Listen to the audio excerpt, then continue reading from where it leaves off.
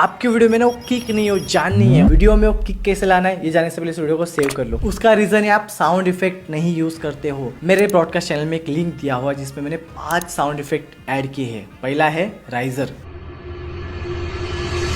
और सेकंड है camera focusing, और थर्ड मेरा फेवरेट है फिल्म बर्न, और फोर्थ है माउस, ये मैं बहुत यूज करता हूँ, और लास्ट में है कीबोर्ड।